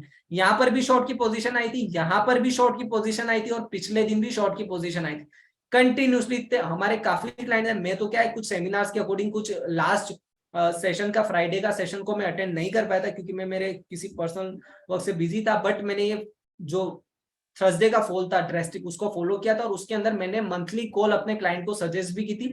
जो हमने 43,000 की इन द मनी जो कॉल थी उसको हमने बाय की थी, वो भी 9 फरवरी की। तो ये हमने ऑलमोस्ट हमारी जो बाइंग प्राइस थी ऑलमोस्ट काफी ऊपर थी, हम 800 850 से इसको फोकस में ले रहे थे और उनको हमने पोजीशन हमारी कुछ ट्रेलिंग स्टॉप लॉस पे, आज इसका क्लोजिंग प्राइस इतना है, ठीक है। इसके अंदर वॉल्यूम है क्योंकि मेरा आउटलुक है अभी वो थोड़ा नेगेटिव है, हो सकता है बजट के अंदर कुछ ऐसा आ जाए जो आपको थोड़ा मार्केट को रिवर्स करने के अंदर पोजीशन हेल्प कर सकता है। बट कभी भी मार्केट पे होप पे मत रहिए कि मार्केट मेरे को देगा। एक सिंपल सा लॉजिक है मेरा, मैं फिर से रिवाइज कर देता हूं। मेरे को सेंटीमेंट पता होना चाहिए, मेरा सेक्टर का आउटलुक पता होना चाहिए और स्टॉक सिलेक्शन होना चाहिए। मेरे सेटअप ये सुपर ट्रेंड और आरएसआई के सेटअप में मेरा स्टॉक आएगा तो मैं बाय करके चलूंगा, नहीं आएगा तो मैं यहाँ पर मार्केट को अपना पैसा देने नहीं बैठा हूं। एक सिंपल सा एक अपने दिमाग में बैठा लीजिए, ठीक है ना। ये आपकी मेहनत की कमाई है, ये मार्केट इतना मतलब लेके चला जाता है, आप इसको इजीली मत दीजिए, ठीक है ना। ये मतलब जिसको बोलते हैं ना पैसों से भरा समुद्र है, जिसको ले जाना है, जिसको बोलते हैं ना लीगल टर्म में, आप सुबह आ सकते हो, इतना जितना पैसा निकालना आप लेके जा सकते हो। आपके ऊपर है कि आप दे के जाते हो या लेके जाते हो, सिंपल सी बात है। बस माइंडसेट का प्रॉपर गेम है, कैसे अपने माइंडसेट को इंप्रूव किया जाए। मेडिटेशन करिए, ऐसे ऐसे अच्छी अच्छी रिपोर्ट्स को देखिए और जितना ज्यादा हो सके यूट्यूब पे एक्सप्लोर कीजिए। और आपके लिए हम आने वाले टाइम पे ऐसे सेशंस लाने वाले जिसके अंदर आपको हम ऐसे स्कैनर्स प्रोवाइड करवा देंगे, ऐसी स्ट्रेटजीज बताएंगे कि अगर आपको स्विंग ट्रेडिंग करने तो किस बेसिस पे करेंगे आप, ठीक है ना। इन्वेस्टमेंट बेसिस पे आप क्या देखते हो प्राइस में, तो वो सारी चीजें आपको प्रोवाइड करवा दी जाएगी, ठीक है ना। आई होप अगर आपको कोई भी डाउट हो तो आप मुझसे पूछ सकते हो। यहाँ पर कुछ क्वेश्चंस आए हुए, तो फर्स्ट का तो मैंने आपको आंसर बता दिया कि सपोर्ट और बेसिस किस बेस पे मैं देखता हूं। तो सबसे पहले मैं देखता हूं उसका, मेरे को ऑप्शन चेंज में पता होना चाहिए कि उसमें कहां पर maximum number of put writer है, कॉल राइटर। अगर किसी पुट राइटर या कॉल राइटर के लेवल को यहां पर अगर कोई पुट बेच के बैठा हुआ है और मार्केट उसके नीचे सस्टेन करेगा तो ये वाला ट्रेडर क्या होगा, ये डरेगा कि अब मेरी पोजीशन कट सकती है, तो अपनी पोजीशन को काटेगा। सेकंड चीज क्या करता हूं मैं, प्राइस के साथ मैं हमेशा कोरिलेट करता हूं। मेरे सुपर ट्रेंड में 60 मिनट में अगर वीक आ जाता है और यहाँ पर वो सेलिंग का सिग्नल मुझे दे देता है, जैसे आपकी स्क्रीन पे यहाँ पर आ गया, तो मैं क्या करता हूं, अब मेरे माइंडसेट ये हो सकता है कि अब बैंक निफ्टी का यहाँ पर टेक्सचर चेंज हो रहा और उसी बेसिस पे मैंने ट्रेड लिया हुआ है, ठीक है ना। अगर तो इस बेसिस पे मैं सेलेक्ट करता हूं और उसका बेसिस पे मेरा स्टॉक का सिलेक्शन होता है। नेक्स्ट क्वेश्चन अपन यहाँ पर देख लेते हैं किस बेसिस पे आ रहा है। तो how can we identify generalised premium which give 15% return in a one lot from bank Nifty trade. देखिए इसके लिए सबसे, ये कैसा बहुत अच्छा आपने क्वेश्चन पूछा, उसके लिए सबसे बेस्ट होता है ट्रेंड का सिलेक्शन। अगर कोई बैंक निफ्टी अगर मेरे को इतना बड़ा ब्रेकआउट दे देता है आवरली बेसिस पर क्लोज होता है, एक बात हमेशा ध्यान रखिए, मेरा जो सबसे बड़ा ट्रेडिंग में मैं फोकस रखता हूं, अगर बैंक निफ्टी 1000-2000 पॉइंट नीचे जा रहा है तो मैं उस चीज को देखता हूं कि क्या वो 3:30 तक उसको सस्टेन करता है या फिर वो रिवर्सल हो जाता है। अगर 3:30 तक वो कंटिन्यूसली सस्टेन हो जाता है, मतलब मेरे दिमाग में एक पिक्चर बन जाती है, इतनी बड़ी डेली बेसिस पे रेड कैंडल बनी हुई है, मतलब अगर मैं नेक्स्ट दिन मतलब एंड ऑफ द डे में 3:25 को अगर मैं जो नेक्स्ट मंथ की या फिर आप मानोगे कि नेक्स्ट एक्सपायरी या फिर उसी एक्सपायरी के अगर मैं कॉल पुट को बाय करके जाता हूं तो मेरे को डेफिनेटली कुछ ना कुछ तो इसके अंदर 15% क्या इवन मोर देन दैट 50% से ज्यादा का आपका हो सकता है, कैपिटल भी डबल हो जाए, ये पॉसिबल है, ठीक है ना। तो उस बेसिस पे अगर आप काम करोगे तो आपको डेफिनेटली इसके अंदर रिवॉर्ड मिलेगा। तो इस बेसिस पे था कि आप कैसे इसको सिलेक्शन कर सकते हो, तो आप फोकस करिए कि जिस पे ज्यादा कॉल राइटर हो। जैसे कॉल राइटर मुझे पता है कि अगर 43,000 पे अगर अभी 42,000 पे अगर maximum number of call writer है और मार्केट ने उस सपोर्ट लेवल को तोड़ा हुआ है, तो अगर इसकी मैं पुट को मैं बाय करता हूं तो इसकी प्रोबेबिलिटी ज्यादा है कि ये ज्यादा मेरे फेवर में दे और मुझे ज्यादा इसका रिवॉर्ड मिले, ठीक है ना, क्योंकि मार्केट ने इंपॉर्टेंट सपोर्ट लेवल को तोड़ा है। Can we make profit from 100 and 120 points CMP bank Nifty ranges, how much difference amount comes in bank Nifty premium, whether it is call or put, kindly explain according to 15-minute candle। देखिए आप ये पूछ रहे हो कि अपन 100 से 120 पॉइंट निकाल सकते हैं, और बैंक निफ्टी के अंदर स्पेशली जहां पर कॉल और पुट के अंदर आप ये 15 मिनट की कैंडल की आप बात करें, तो देखिए मैं आपको एक चीज बता देता हूं। आप एक चीज को एक बात हमेशा ध्यान रखिए, अगर आपको ये चीज पता पड़ गई कि मेरा बैंक निफ्टी है वो वीक है, मैंने किस बेसिस पे बाय किया, चलो इसी बात को अपन थोड़ा आगे देख लेते हैं। मैंने क्यों बैंक निफ्टी के अपने क्लाइंट को बोला कि 43,000 की पुट बाय करो, यहाँ तक कि उसका प्राइस भी 800 850 रुपए पे था, या फिर जिसकी एपिटाइट नहीं थी 850 बाय करने की, मैंने उसको क्यों बोला कि आप 42,000 की पुट बाय कर लो या 41,000 की। उसका रीजन सिंपल सा था। देखिए एक बात हमेशा ध्यान रखिए कि 15 मिनट की कैंडल को अगर आप यूज करते हो, ठीक है, तो उसके साथ साथ आप प्राइस को भी देखा करें। अब प्राइस में मैं क्या देखता हूँ, मैं सिंपल सी एक चीज देखता हूँ एज अ ट्रेडर, मेरी 15 मिनट की बैंक निफ्टी की कैंडल वो कंटिन्यूसली मेरे को हायर हाई हायर लो का फॉर्मेशन चाहिए ही चाहिए। जिस दिन आवरली के अंदर मैं एक चीज देखता हूँ कि एक बैंक निफ्टी का जो जिसको बोलता है टेक्सचर था, वो इस हायर हाई हायर लो के फॉर्मेशन को छोड़ के वो आवरली के अंदर नेगेटिव फॉर्मेशन बना के क्लोजिंग दे रहा है। मैं अपने मेरे वर्ड्स पे फोकस कीजिए, क्लोजिंग। फिर मेरे दिमाग में एक चीज आ जाती है कि हो सकता है बैंक निफ्टी का टेक्सचर है वो नेगेटिव हो जाता है। फिर मैं क्या करता हूं, अब उसके साथ साथ मेरे को अब दिमाग में आ चुका है कि मेरे को बैंक निफ्टी की पुट बाय करनी, उसके साथ साथ मैं क्या करता हूं, मैं उसके बैंक निफ्टी के स्टॉक्स देखता हूं। आईसीआईसी बैंक किसको टारगेट कर रहा हूं, मैं उन स्टॉक्स को टारगेट कर रहा हूं जिनका वेटेज है बैंक निफ्टी में। ICICI bank, HDFC bank, Axis bank. By the way HDFC bank काफी स्ट्रॉन्ग था, इसकी रैली को भी हमने रन किया, बट आपने देखा होगा आवरली के अंदर इसने पूरा ट्रेंड नेगेटिव कर लिया। जितना गेन था 3 दिन से ये जो बढ़ रहा था, 20 तारीख से जो 24 तारीख का गेन था 1646 से लगाकर इसका जो गेन था 1700 तक, उस सारे गेन को इसने एंगल्फ कर लिया। तो कभी भी मैं एक चीज देखता हूं कि इतने बड़े गेन को अगर ये चीज को एंगल्फ कर लेता है तो मेरे माइंडसेट में आ जाता है कि एचडीएफसी भी वीक हो गया, आईसीआईसी भी वीक हो गया। अब मैं क्या टारगेट करता हूं, मेरी जो in the money put option है बैंक निफ्टी की, या फिर जब इतना बड़ा मेजर ब्रेकडाउन आता है तो मैं क्या करता हूँ 500 पॉइंट की नीचे की। क्यों? क्योंकि कभी भी वॉलेटिलिटी ज्यादा होती है ना, तो इसमें क्या होता है, अगर आप इसको बाय करोगे तो एसएल होने के चांसेस ज्यादा होते हैं। तो आप क्या करो, 500 पॉइंट नीचे की पुट ऑप्शन को टारगेट करो, वो आपको डेफिनेटली नॉट मोर देन 10-15% बल्कि उससे ज्यादा रिवॉर्ड करें, ठीक है ना। तो आप इस चीज को टारगेट कर सकते हो, ठीक है। Call on put buying is rewarding और शॉर्टिंग ऑफ कॉल और पुट, ये देखो डिपेंड करता है, ठीक है ना। जब साइडवेज मार्केट होता है तो मैं डिपेंड करता हूँ कि मैं पुट को शॉर्ट कर दूं और कॉल को शॉर्ट कर दूं। अब भी जो मार्केट का टेक्सचर है, वॉलेटिलिटी ज्यादा है, इतना सब कुछ ज्यादा है, तो मैं फोकस करता हूँ कि मैं पुट में ज्यादा बाय करूं, क्योंकि मैं ज्यादातर ऑप्शन बायर हूँ, ठीक है ना। सेक्टर आइडेंटिफिकेशन एक बार वापस बताइए। देखिए सेक्टर आइडेंटिफिकेशन सिंपल सा होता है, मैं रिपोर्ट मेनू में जाता हूं, मेरे ग्रुप एनालिसिस पे क्लिक करता हूं, मेरे यहाँ पे एक मेनू ओपन हो जाता है, उसमें मैं ये क्या कुछ करता हूं, मैं देखता हूं कि मैं कंपेयर करता हूं यस्टरडे से, मैं प्रोसेस आउट करता हूं। उस बेसिस पे मैं इसको असेंडिंग डिसेंडिंग पे देखता हूं कि कल के कंपेयर में कौन से वीक है। तो देखो कि निफ्टी है वो 58% दिखा रहा है, ठीक है, और इसके अंदर पीएसयू बैंक है वो उसमें कितना दिखा रहा है। तो उस बेसिस पे मेरा सिलेक्शन रहता है, ठीक है ना। इस सॉफ्टवेयर में आपको सब कुछ मिल जाएगा प्रॉपरली कि आपको सबसे वीक कौन सा है और सबसे स्ट्रॉन्ग कौन सा है। मेरे को पता पड़ेगा कि ये सबसे स्ट्रॉन्ग है तो मैं इस सेक्टर पे डबल क्लिक करता हूँ, फिर मैं देखता हूँ इस ये सारे आईटी के स्टॉक्स आ गए, उसमें असेंडिंग डिसेंडिंग पे यहाँ पे क्लिक करता हूँ, सबसे स्ट्रॉन्ग कौन सा है, टेक महिंद्रा, तो मैं अब उसको टारगेट करूंगा। इसके अंदर आपको ग्रुप वाइज रिपोर्ट के इस मेनू के अंदर आपको इजीली समझ में आ जाएगा, ठीक है ना। और अगर आप अपने पर्सनल बेसिस पे भी देखना चाहे तो 60 मिनट के टाइम फ्रेम को फोकस कीजिए कि मार्केट होता है बैंक निफ्टी या आईटी, क्या अपने प्रीवियस डे के लो को होल्ड कर रहा है कि नहीं कर रहा है। आप नॉर्मल चार्ट पे ओपन करके देख लीजिए, आपको आइडिया लग जाएगा कि बैंक निफ्टी लास्ट या आईटी है वो 3 दिन से अपने जो लोज है उसको प्रोटेक्ट कर पा रहा है कि नहीं कर पा रहा है। उसके लोज ऐसे हायर हाई बन रहे, जिस दिन अगर लास्ट वो 2 दिन के लो को ब्रेक करता है, लगभग आपको फोकस में आ जाना चाहिए कि हो सकता है इसके अंदर ट्रेंड रिवर्सल हो, या फिबोनाची का इसमें यूज कर सकते हैं। बैंक निफ्टी 1 और 3 मिनट कैंडल में भी वाइड, सो हाउ 15 मिनट और hourly view will be successful. Definitely देखिए मैंने आपको जो 1 मिनट और 3 मिनट की जो कैंडल का व्यू बताया था वो इंट्राडे बेसिस का था, और उस पर भी मैंने आपको क्या बोला था, वो चीज मेरे को कब करनी है। मैं आपको ऐसा नहीं बोल रहा हूँ कि आप कंटिन्यूसली, वो तब करनी है जब आपको सेक्टरल और सेंटिमेंट आउटलुक आपका अगर क्लियर हो जाए और आपको open is equal to high की ये अगर आपको सिचुएशन मिल जाती है तो आप 1 मिनट को या 3 मिनट को मैं फॉलो करता हूँ, मैं उसी बेसिस पे शॉर्ट करता हूँ। और ऐसा होता है, आपने देखा होगा अपने चार्ट में, जहां से कोई प्राइस ओपन हुई वहीं से कंटिन्यूसली वो गिरता जा रहा है। तो ये पॉसिबल है। अगर आप सेक्टर भी सही सेलेक्ट नहीं करो, सेंटीमेंट का भी आपको पता नहीं और स्टॉक सिलेक्शन भी आपको कुछ पता नहीं है, आज का जो सेक्टर अगर मेटल बहुत स्ट्रॉन्ग है और मैं सेलेक्ट करता हूँ फार्मा को शॉर्ट, और सेक्टर मेरे को पता है मेटल स्ट्रॉन्ग है और फार्मा है वो वीक है, करेक्ट, और मैं सोचता हूँ फार्मा वीक है और मैं सोचता हूँ मैं बायो को मैं बाय करूं, तो ये तो जिसको बोलते हैं ना सुसाइडल ट्रेड हो गया, ठीक है ना। तो ये गलती करोगे इसलिए आपका पैसा नहीं बनेगा, ठीक है ना। और कोई आपके डाउट्स हो, can you tell about combination of usage pivots and RSI together. Definitely जो नेक्स्ट सेशंस होंगे अपन उसके अंदर पिवट और आरएसआई के बारे में भी डिस्कस कर लेंगे कि उसके अंदर कैसी आप पोजीशन बनाए जाए, और इन सारी बेसिस पे हम डिस्कशन करेंगे। और आई होप आज का सेशन आपको बहुत अच्छा लगा होगा।